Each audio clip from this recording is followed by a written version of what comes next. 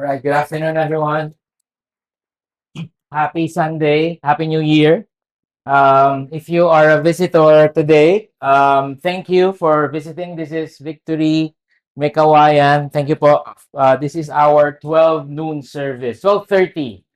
Ayan. And we are on the second week of our series. It's called The Mission. And this is a global series. So buong every nation world, all over the world, this is the series. And we said last week that this is like a rescue mission. Okay, sinong iligtas? Ikaw, ayan. Tsaka ako. And the Lord, the Father God, started this. Siya yung nag-initiate niyan. Siya yung nagsabi na kawawa naman yung mga taga Mekawayan, pupuntang impyerno someday, and they will live a hell life in this world. So, let's do this. Okay? And then, He sent His Son to be the sacrifice. And that's what we're going to be talking today. So again, the source and the motive, the one who initiated it is the love of the Father, John 3:16 last week. And today, kung ayaw naman nung Son, ano kaya yung mangyayari? Kung sinabi yung Father na, sige, save natin yung sangkatauhan, tapos sabi nung anak, wag na lang kaya. Parang di naman worth it.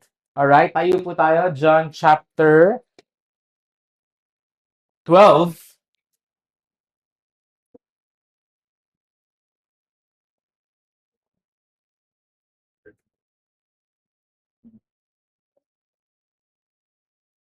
John 12:27 to 36.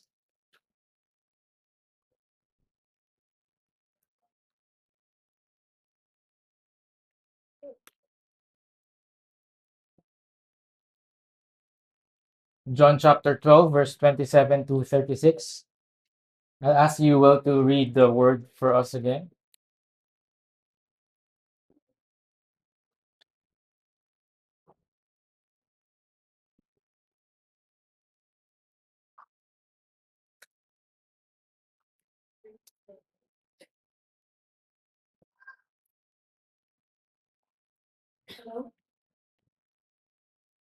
John chapter 12, verses 27 to 36.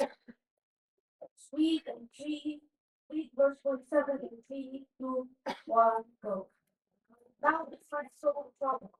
And what shall I say? What will I say before this hour?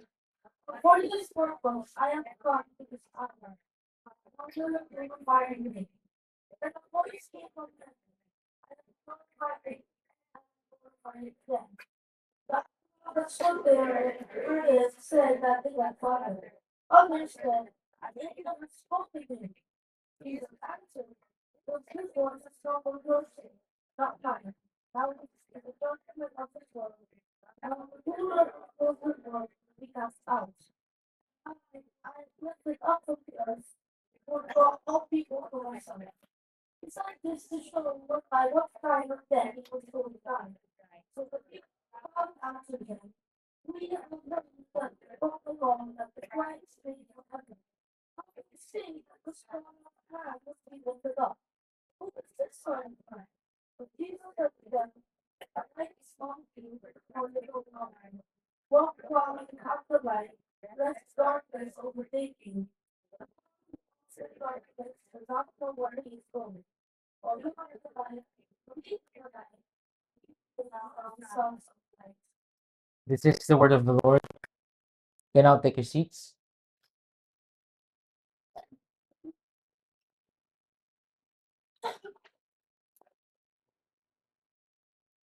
Meron bang naka-experience here to do something difficult and you don't want to do it, but you knew it was necessary? You really have to do it. Like, sino yung fresh na fresh lang na napasayaw nung Christmas party? Ayan. Okay, napasayaw na tatanggalin ka ng boss mo pag hindi ka sumali sa presentation. Never kang sumayaw, but for the sake of the job, okay? Sayaw ka. Or probably working night shift. Sino yung nag-work ng night shift? Taas kamay. Night shift. Grabe, palakpakan naman natin yan. Mamaya-maya matutulog na yung mga yan, mga 10 minutes, ayan. Kasi puyat. It's very hard. I experienced it myself before 10 p.m. to 8 a.m., right? So, baliktad yung buhay. So, thank you for doing what you're doing. But what if it's much, much, much, much more difficult than that? I don't know if you know these people.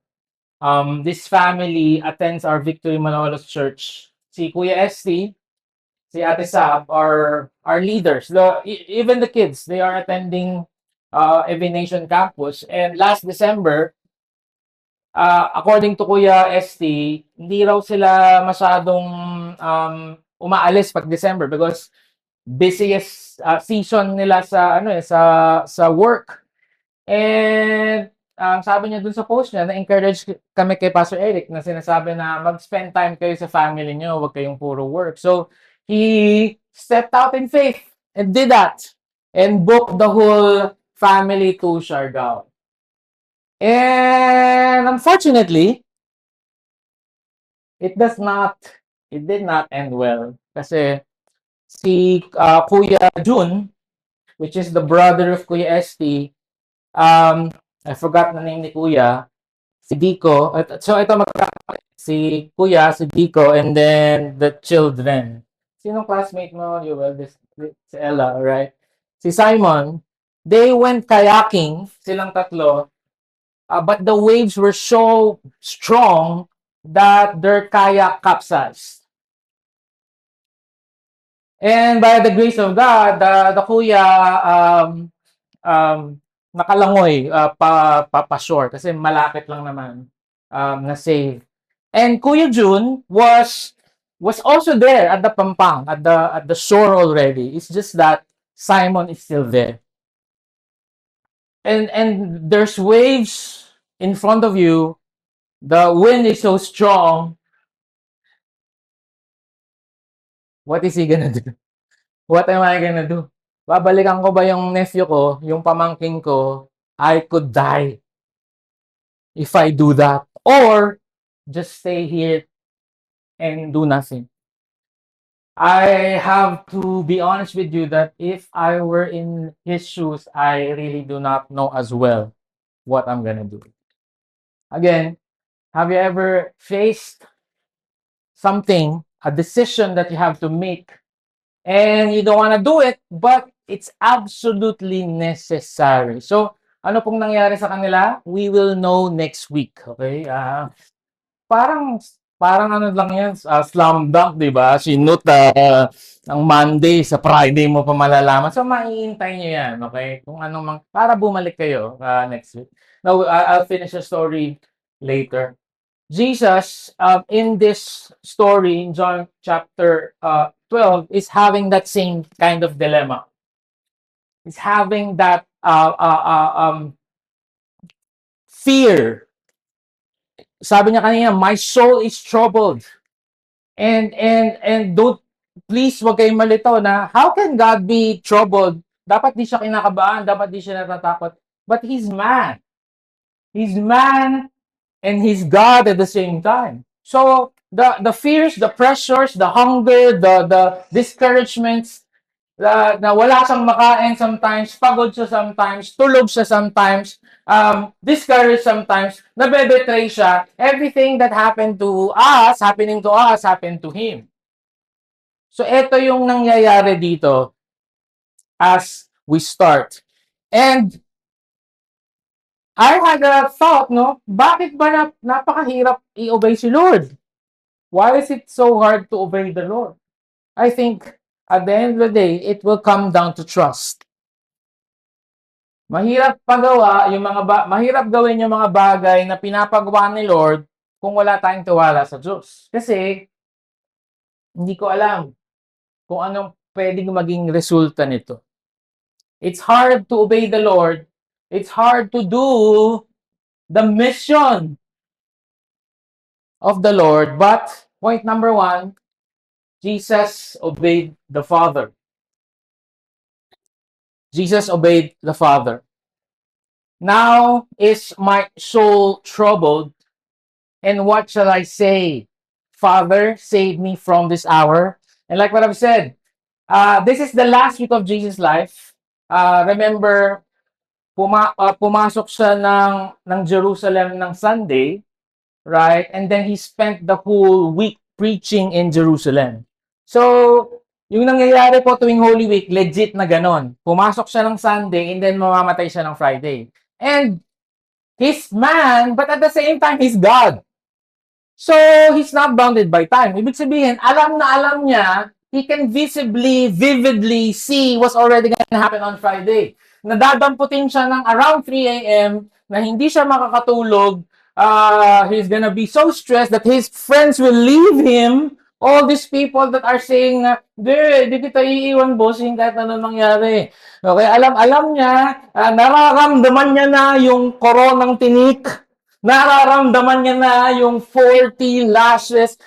I mean, sa atin, unknown yun, ano, mamamatay kaya ako. Pero siya hindi. Alam niya exactly he's gonna die Friday, 3 p.m. Imagine that. If you are in a death row, right? Kung ikaw ay bibitayin sa Biyernes, alas 3, kabang-kaba ka na every day that is happening. That is why his soul is troubled. He's experiencing deep turmoil while this is happening. That also tells us, guys, na if we are experiencing some kind of fear, sino dito may kinakatakutan ka? Taas kamay. Yung matatapang hindi nagtaas. Ayan. Kung meron kang kinaka-discourage, kung meron kang pain, kung meron kang fear, kung meron kang unknowns, kung meron kang heartbreak today, Jesus experienced that as well. He experienced pain just like us. That's what Hebrews is saying, di ba? We do not have a high priest who cannot sympathize with us, but we have one that is exactly like us. Thanks be to God that ganon si Lord. Tapos sabi niya, Tay, nalalapit na yung Bernis. Natatakot na ako, pero anong sasabihin ko? Anong hihilingin ko? I-save mo ko? Sabi niya, what shall I say? Save me? No, sabi niya, because for this purpose, I have come to this hour. And guys, look up here, guys. Jesus can literally pause time. He can abort the mission. Nahihirapan siya eh. And wala naman siyang utang na loob sa atin. He can just abandon us. He can just send flood 2.0. Of course, he did not do that because he promised. O sige, ano na lang, total, pinangako ko naman tubig, ano na lang, lindog na lang, kainin na lang tayo ng lupa lang. Or just leave us. I mean, who are you? Who am I? Bakit ako kailangang mamatay para sa'yo? So he was so scared. And he said, so anong sasabihin ko? Ligtas mo ako? Pero, alam ko nga eh, kaya nga ako nandito para doon. Most of the time when we experience pain, you know our response, Lord, tanggalin mo yung pain. Whenever we have a big problem in front of us, Lord, anong solusyon sa problema? Tuwing may challenge, tuwing may pinagdadaanan, ayoko nito, Lord. But did we even ask the Lord? Lord, ano ba yung purpose ng pain na to? Lord, sino nagpadala nitong pain na to? Ako ba? Ikaw? O yung demonyo? Kasi baka naman ikaw ang may, di ba minsan kasi, lahat na lang kasalanan ng demonyo, di ba? Inuubo ka, grabe yung demonyo, binigyan ako ng sakit. Nagpaulang ka, boy. Ikaw may kasalanan yan. You did that to yourself, okay? So, marami namang gano'n na, grabe, ang daming pagsubok na binigay ni Lord. Sabi ni Lord, excuse me, ikaw ang gumawa niya sa sarili mo, okay? Ikaw yung gumawa ng mga maling desisyon na yan, okay? Did you even ask, or what is the purpose of this pain? And maybe you're here right now, you're in some pain, maybe health, maybe finances, maybe relational, and don't get me wrong, gano'n din ang matter ko. Lord, ayoko nito. And ganun din naman si Jesus, di ba? Lord, Father, I am in deep trouble. Pero lang, may resolve siya. Pero tayo, alam ko, pinapagawa mo to eh. I'm here exactly for this purpose. Nangyari ulit to sa Garden of Gethsemane where his sweat turned to blood because it was so much stress. Hematohydrosis. Father, if you are willing, take this cup from me. Yet not my will, but yours be done. Tay, wala ba talagang ibang paraan? Dad! I can just imagine if that's you, Oliver Boas, talking to me and say, Dad, do I really have to do this? Do I really have to die for these people? I'll probably say, wag na, tara na, abort mission. As the father, no? But what he did not do that because for God so loved the world. And that's the point last week. He knew that he needed to obey the Lord. Most of the time, we are waiting to obey kapag we feel peaceful na, kapag we feel confident na, kapag we feel that whatever decision it is, it will work out. Kasi maraming times misquote natin yung mga verses, di ba? May pinapagawa sa atin si Lord na mahirap, na ayaw mong gawin. Siyempre, wala kang peace. Paano ka magkaka-peace? Do you think this may emotional peace ba dito? Spiritual peace, yes. But emotional peace, I don't think so. Right? Its emotions are all over the place. Ayaw nang gawin. So, wag mong intayin na maging okay ka na. Okay na ako, sige. Masaya na ako. Kung iintayin mo maging okay ka, bago ka tumalon, bago mo gawin yung pinapagawa ni Lord sa'yo, that time might not come. And I don't want you to be like the Israelites going in circles for 40 years where the travel from Egypt is to Canaan is just 11 days. Pero dahil lang ayaw nilang just move forward. Di ba namimiss-quote pa natin sometimes? Pag si Lord ang nagbigay niyan, He adds no trouble to it. What do you mean by trouble? Because when Jesus was carrying the cross, it looked so much trouble, right? Pag si Lord ang nabigay, pre, dapat smooth. Ano smooth? Hindi smooth yung papako ka sa krus. But that is exactly what God wants him to do. And the Son, unlike all of us, was willing to obey the Father. Why? When we talk about obedience, let's choose purpose over self-preservation, over comfort, over safety, over reputation, over control. So I hope na pag nagde-decide tayo, huwag mong kinakalkula lagi kung saan ka babaksak. Kung si Peter nag-calculate, nag-physics siya, okay? The buoyancy of water is this. If I step on this, I will drown. He's not gonna drown. But because Jesus said, come, obedience over self-preservation. Why did he choose to obey the Lord in spite of that difficulty? Because he wants to give glory to God.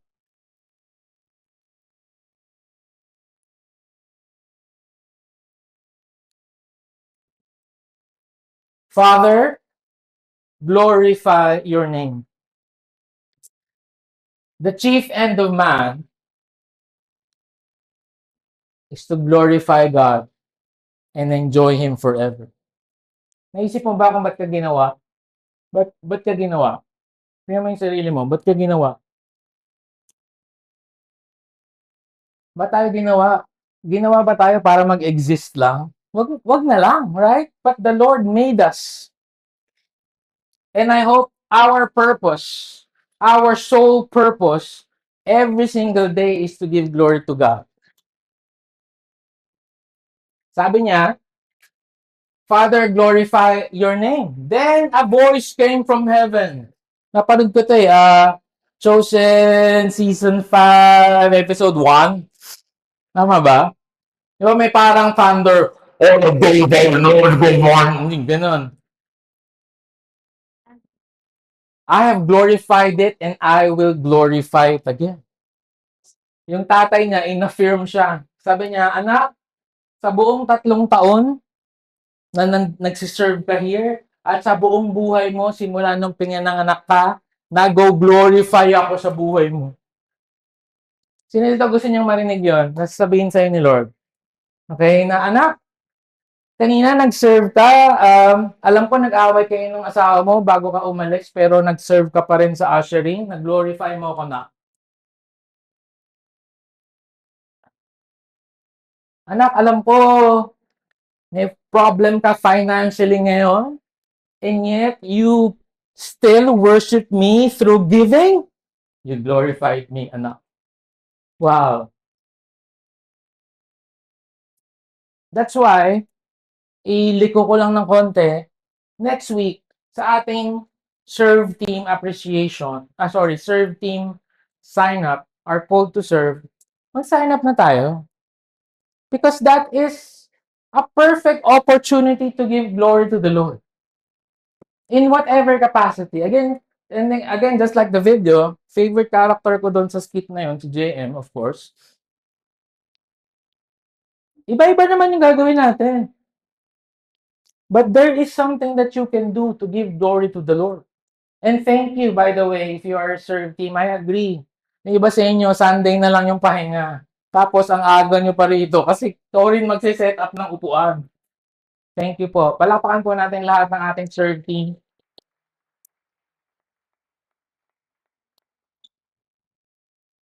So the father said, anak, in all your life, in all your words, in all your action, in all your movements, every time you preach the gospel, every time you heal the sick, every time you have compassion on the people, Jesus, you glorify me.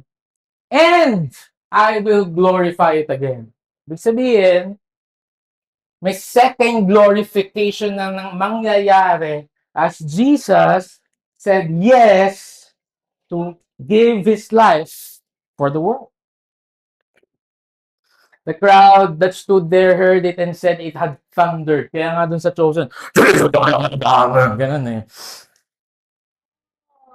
An angel has spoken to him. Sabi ni Jesus, this voice has come for your sake and not mine. Sabi ni Jesus, pakinggan nyo.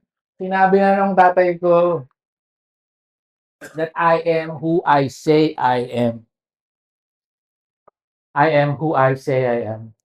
Jesus answered them, the hour has come for the Son of Man to be glorified.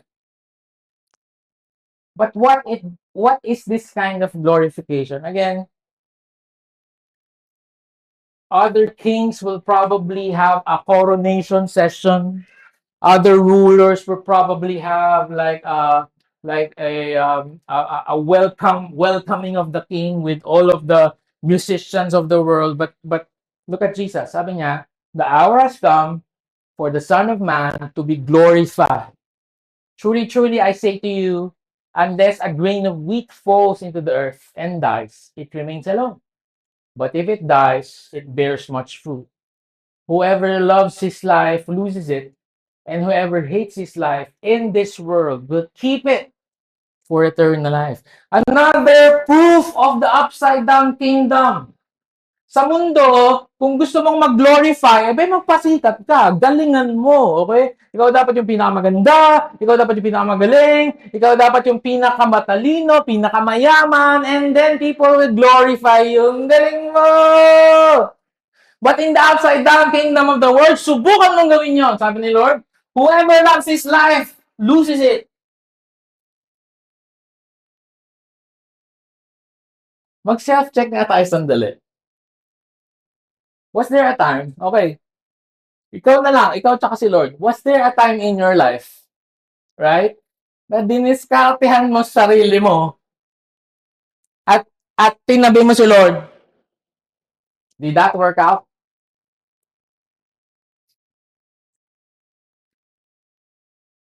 Probably, you thought, probably it worked for a time and then nakita mo na yung results of the decision, of the compromises that we have made. Kasi it's true eh. Pero sino dito naka-experience? And alam ko marami magtataas ng kamay. Okay? Wala ka ng pera, naging generous ka pa, naramdaman mo yung balik ni Lord, bless ka pa lalo ni Lord. Sino dito na-experience mo yung taas kamay? O see? Mga taga dito lang yun eh. Di ba? It doesn't make sense in the world. But this is the upside down kingdom. Whoever hates his life in this world will keep it. It doesn't mean that you will hate yourself. And ibig sabihin, the things that you think you deserve, you withdrew from it. And say, Lord, how can I give you glory?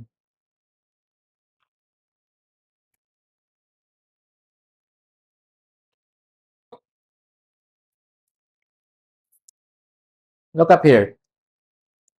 Is our main goal in life. And again, this is so hard. What I'm gonna say, okay? I'm not saying I'm already there. Kung ang goal po natin sa buhay natin is to glorify God in whatever. Tingnan niyo to to glorify God in whatever. Ay, grabe, you will be fearless. Bakit? Hindi ka takot mamatay eh. Hindi ka takot mamatay, hindi ka takot magutom, hindi ka takot na mawala ng trabaho, hindi ka takot na maging single forever, hindi ka takot na pagtawanan ng tao, hindi ka takot. Kasi alam mo na kahit anong mangyari as long as magbigay ako ng glory kay Lord. In life, in death.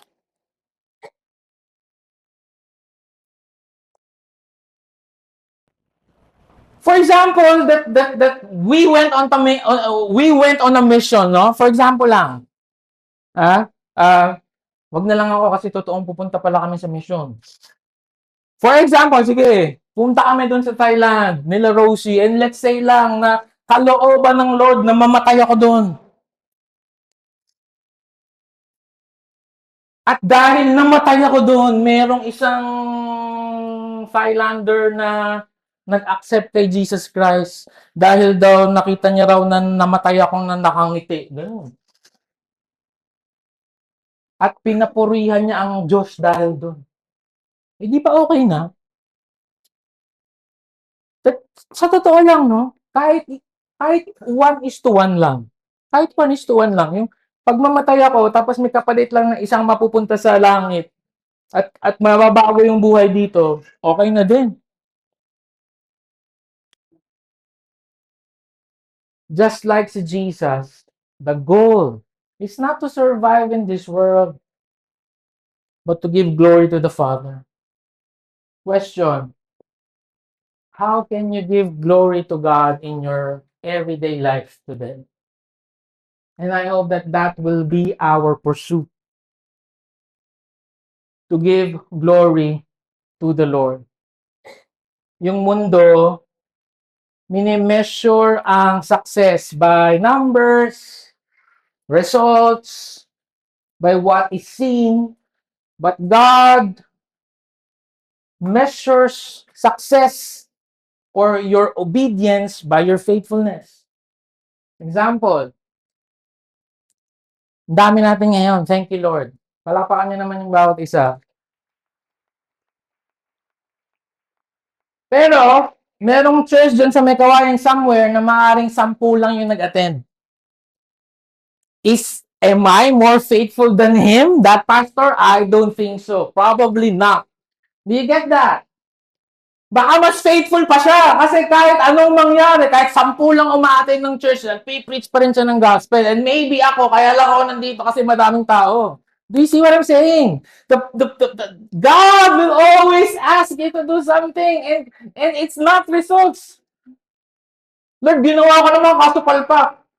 Sabi mo, mag-preach ako ng gospel, hindi naman siya nag-accept. Eh, hindi ko naman siya mag-accept siya. Sabi ko lang, mag-preach ka ng gospel eh. Are you faithful with that? That's the question. Sa mundo, talo si Jesus, eh, crucify eh. Kaya nga siya dininay ng mga tao kasi ano ba naman yan? Sinusundan natin yan, mamatay din pala, parang criminal, wag na yan. But he was faithful. He is faithful. He obeyed the Lord, even though he died as a criminal at the cross.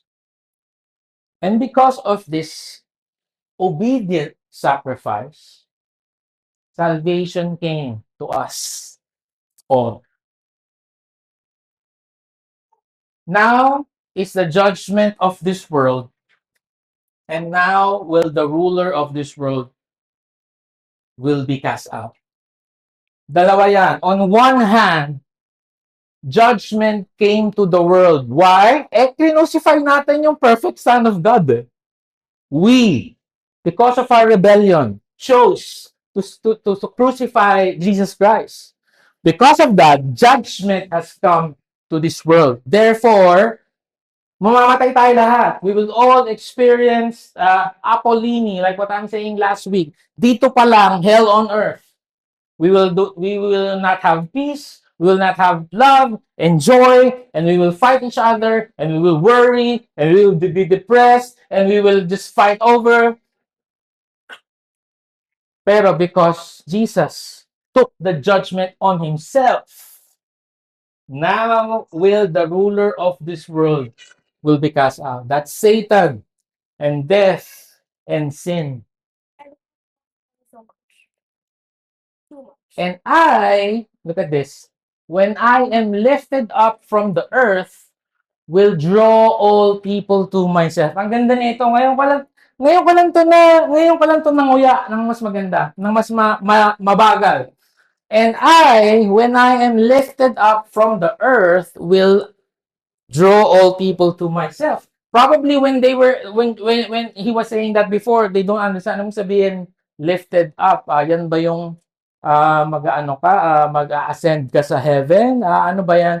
Pero si John na-gets niya, kaya sinulat niya, nilagyan niya tayo ng footnote. Sabi niya, he said this to show by what kind of death he was going to die. Sabi ni Jesus, judgment has come to this world, but I am willing to take that judgment on me. Now, paano ba namatay si Jesus Christ? Pinako siya dito sa ground. Ate Che, madumi po yung carpet. Nung pinako siya sa ground, paano pinanik yung cross? And then nilift up. When I am lifted up from the earth, everyone who looks at me, I will draw all people to myself. Wow.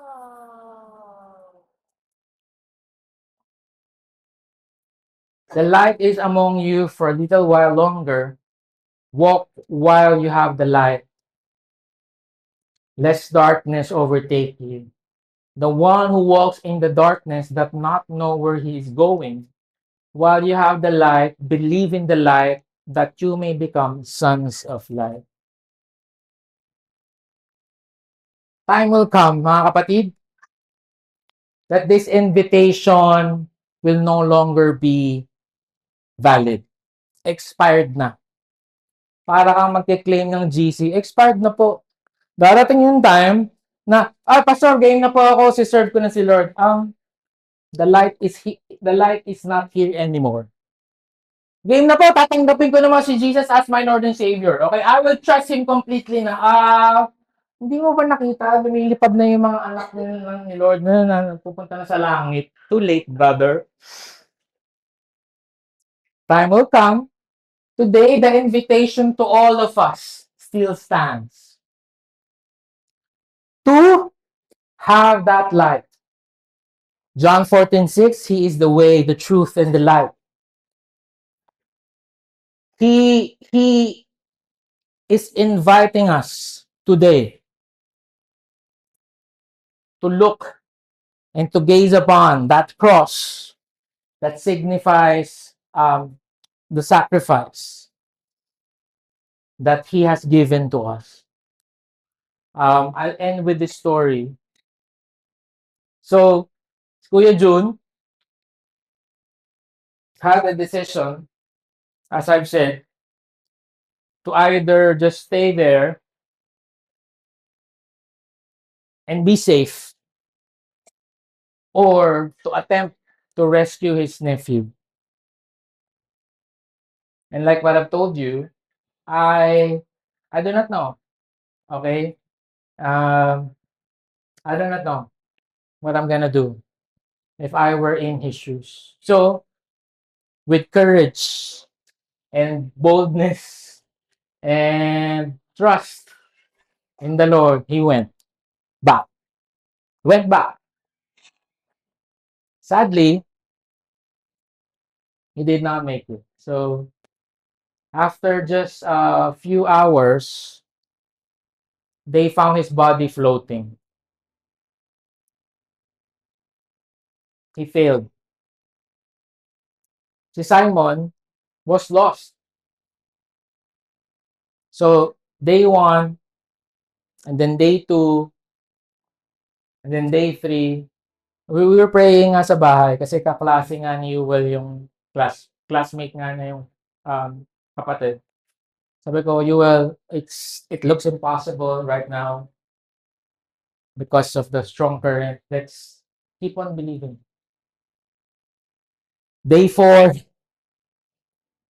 day 5, we are all praying na if ever man na nalunod na siya, makita na lang yung body. Because parents, you can relate, no?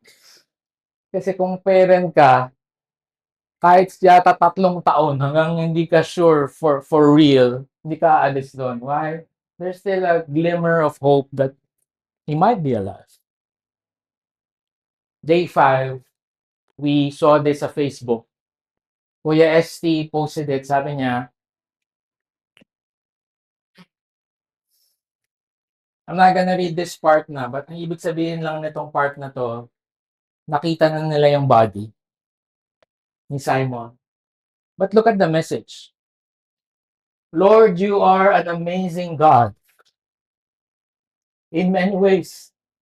You know us and you never go wrong in touching the lives of families who obey, serve, and worship you. Nothing will ever change but to level up our faith and dependence on you.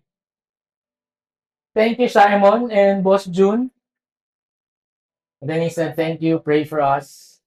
Lastly, please do congratulate us because 2 from Team Carpio is now on their permanent home, heaven.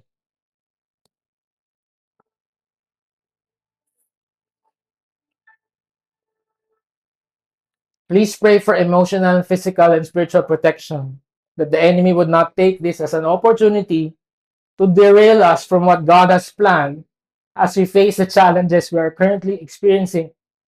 Lord, whenever King Carpio feel lost, please guide us back to the cross as our ground zero where we can restart and continue growing in obedience to you. Ano sabi ni Jesus kanina? When I am lifted up in the earth, I will draw all people to myself. What did he say? The cross is ground zero. Anong ground zero? Doon tayo magsisimula. Parang kilometer zero yan sa Luneta. Diyan ang simula ng lahat. At kung ano man yung nararamdaman natin na failure, disappointment, and how can a father say that? Because he knows at the end of the day, it's about obeying the will of the Father. It's about glorifying the will of the Father. Is God glorified in death? Ni Simon, ni Kuya Jun? I think so. Right? Because of him. And God deserves glory for that. Palakpakan natin si Lord.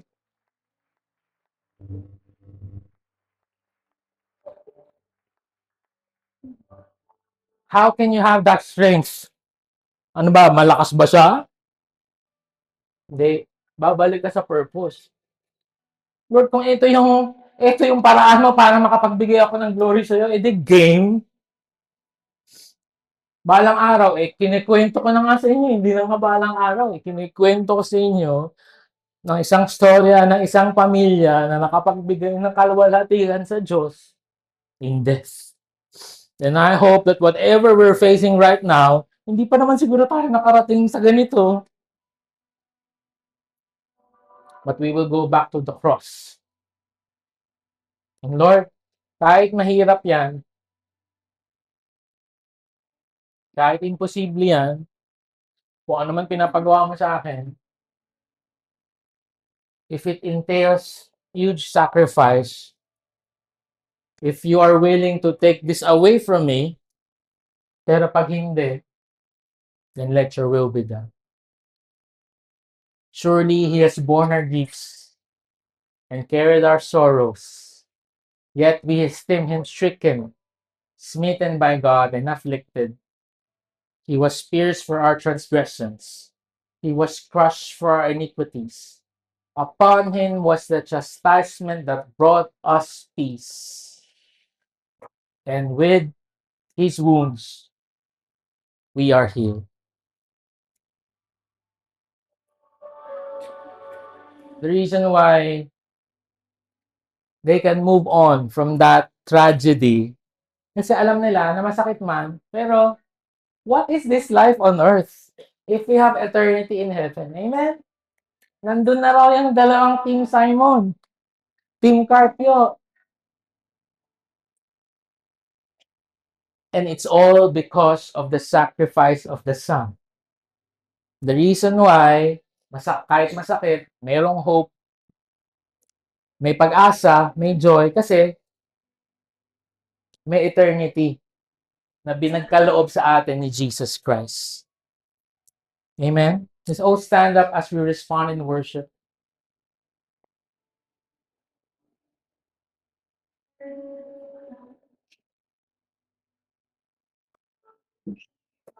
We're gonna have communion.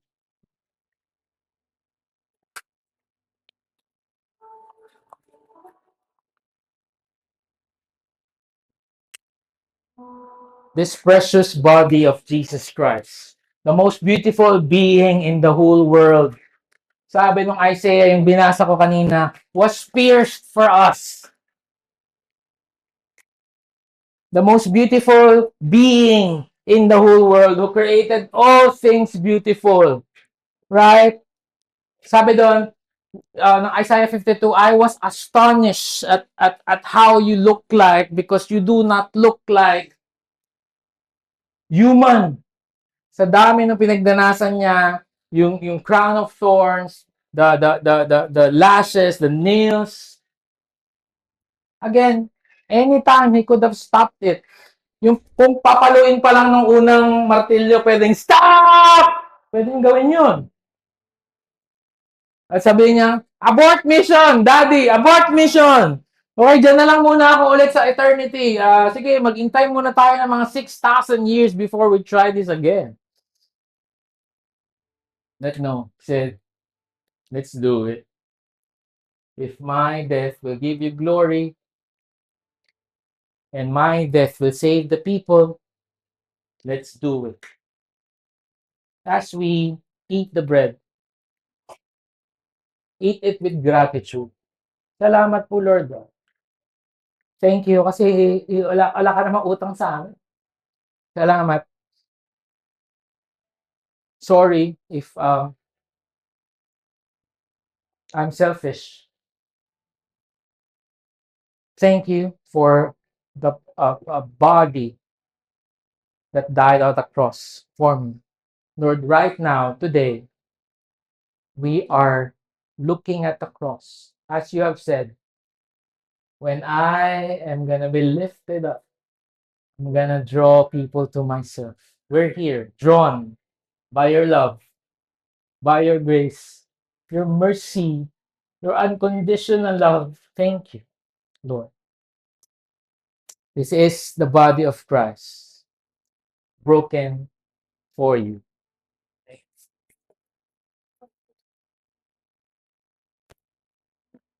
It's not plastic. The precious blood of God. Yung Diyos po, hindi po yan nasusugatan. Yung Diyos po, hindi po yan napapagod. Yung Diyos po, hindi po yan nagsished ng blood. But His blood was shed for us. His wounds will be our key to healing. And whatever you're experiencing right now, again, like what I've said last week, kalimutan muna natin eternity for a while. But alam ko, lahat tayo ngayon may pinagdadaanan mahirap. At may pinagdadaan ng imposible. At may pinagdadaan ng challenge. But the reason why we can have the strength, just like Team Carpio, to face this and obey the Lord regardless, is because His blood was shed for us. This is the blood of Christ that was shed for you. Thank you, Lord. We deserve all the honor, glory, and praise. We want to respond in worship. Thank you, God. In Jesus' name. Amen.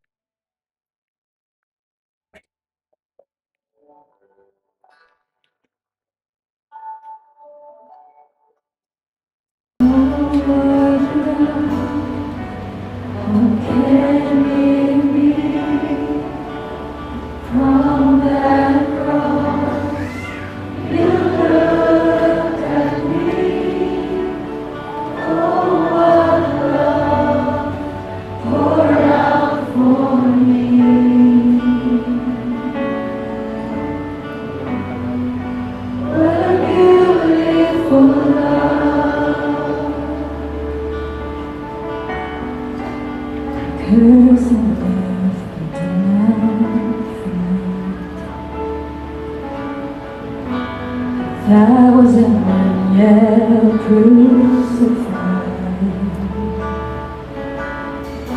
His screams, his hands are feeling alive. You look around, you with delight. Sing from throne to cross, you came to die.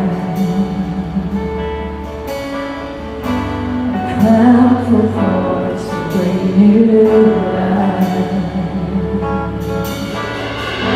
With every nail I feel alive. You look upon me with delight. Oh, what love, how can it be from that cross? You looked at me, oh, what love poured out for me. What a beautiful love, say your love, oh, what love, how can it be from the cross?